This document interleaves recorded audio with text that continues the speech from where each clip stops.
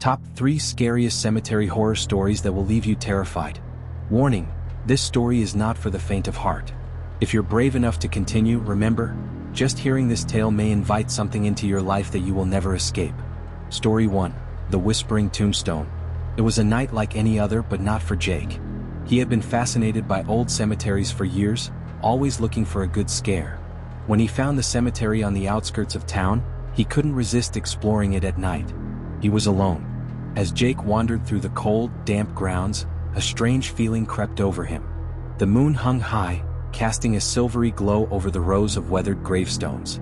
But there was one tombstone that seemed different. It was ancient, its carvings barely visible, but it had an unsettling aura. Jake approached it, feeling a sudden chill in the air. As he placed his hand on the stone, the whispers began. At first he thought it was just the wind, but no. The whispers were distinct, chilling, coming from the grave itself. "Help me," they whispered. "Come closer." Jake stepped back, the hairs on his neck standing on end. His heart raced, but he couldn't tear himself away. The whispers grew louder, more desperate, urging him to dig.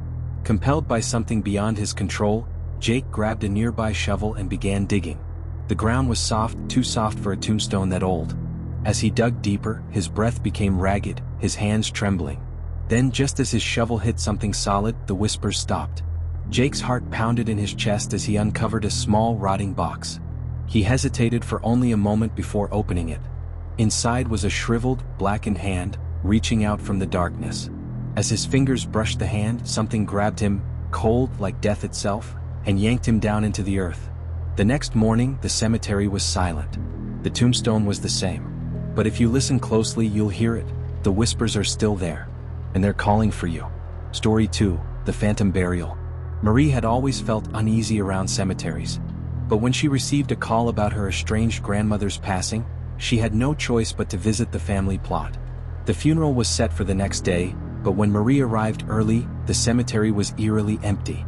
As she walked among the graves, she felt the unsettling weight of 1,000 eyes on her, watching from the shadows.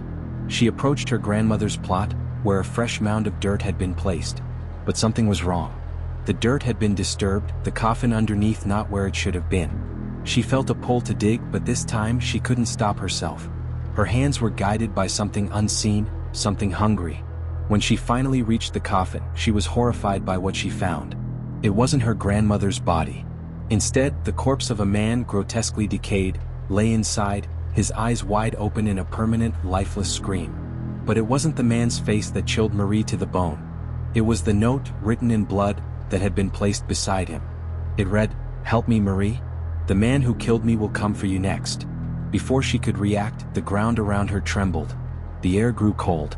And a shadowy figure emerged from the earth, crawling toward her, its face twisted in agony.